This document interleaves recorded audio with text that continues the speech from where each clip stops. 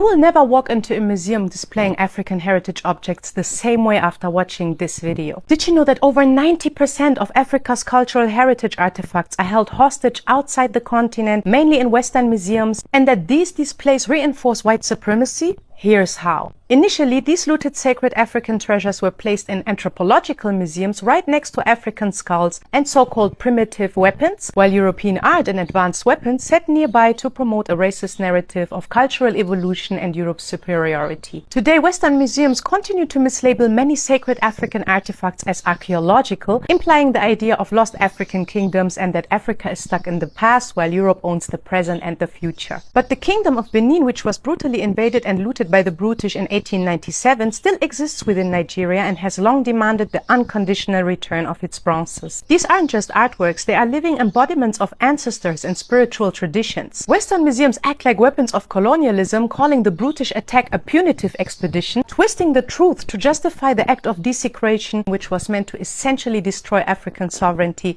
and sovereignty's relationship to belief. Until Western museums unconditionally return these sacred royal objects, their vicious project of reinforcing white supremacy continues, and these artifacts remain undeniable proof of an ongoing colonial violence. You surviving them? Dibloke anatupatiaka na kwa jirani. Mtoto alinda lumba wakamwima. Alinda lumba wakamwima.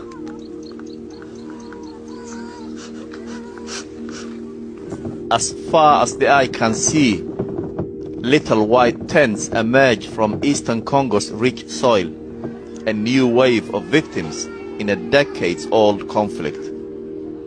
Now, as the UN peacekeeping force prepares to leave and the M23 rebels gain ground, the fighting these people have fled is catching up with them.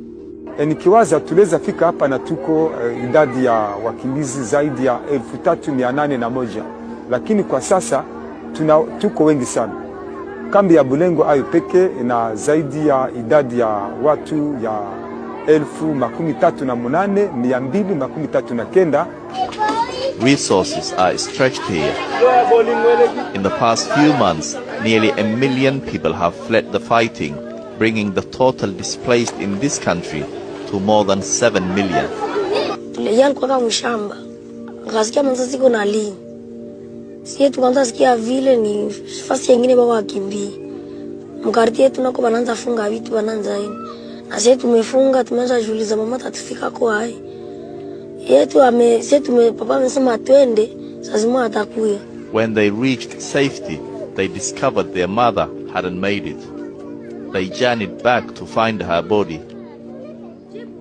Tumefika wametuambia walimuziki ya Muranga na bombe ilipondaka kichwa kyote, mbu walikufatu zikazika. Sangi tu wangeachaka na masasi kwa hali hawakumaliza funika budongo. Then one morning after they reached Goma, their father went out to find food but never returned.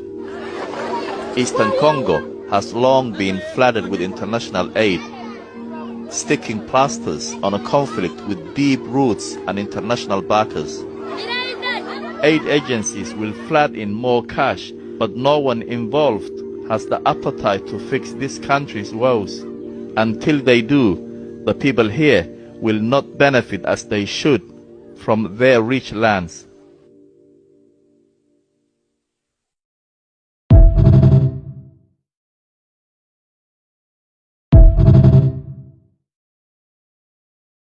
The Seine River, which you can see behind me, is one of the most picturesque parts of Paris. But did y'all know that it's also where French police dumped the bodies of dozens of Algerians that they mass murdered for protesting against French colonization? I'm Khalil Green, aka the Gen Z historian, and this is the hidden history of the Paris massacre of 1961. So on October 17th, 1961, over 30,000 Algerians marched in Paris to protest a racist curfew that was imposed on them during Algeria's fight for independence from French rule.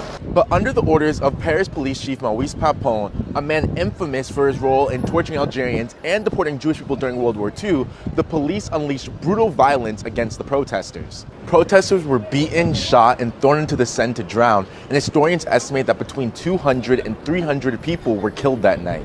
One of the youngest victims was 15-year-old Fatima Betta, whose body was found in a nearby canal weeks later. It's important to note that this massacre wasn't random. It was rooted in the long, violent history of the French colonization of Algeria, which lasted about 130 years. And by 1961, at the time of the massacre, Algerians had been fighting for their independence for 7 years. The French government tried to bury the massacre, censoring news reports and destroying the archives. At the time, only 3 of the deaths were officially acknowledged. And it wasn't until decades later that historians finally uncovered the true scale of the violence. Today, there's a plaque near Pont Saint-Michel commemorating the victims, and in 2024, Algerian Olympians also commemorated the victims by throwing red roses into the Seine River during their opening ceremonies. But did y'all know about this massacre in Paris? And do you want another episode exposing the hidden history of France? Let me know in the comments and follow for more. Let's set the record straight. Aren't Mexicans Native Americans? The answer is yes. Before borders, before countries, before colonizers, this entire land, North, Central, and South America, belonged to indigenous peoples. Mexicans are descendants of the Aztecs, the Mayans, the Olmecs, and countless other powerful civilizations. When colonizers came, they drew fake lines on our land, called it America, and erased the truth. But guess what? You can't erase history. Mexicans didn't cross the border crossed us. This is our land, our ancestors' land, long before anyone else showed up. The blood of warriors, builders of pyramids, masters of astronomy and agriculture runs through Mexican veins. We are not immigrants. We are the original people of this continent.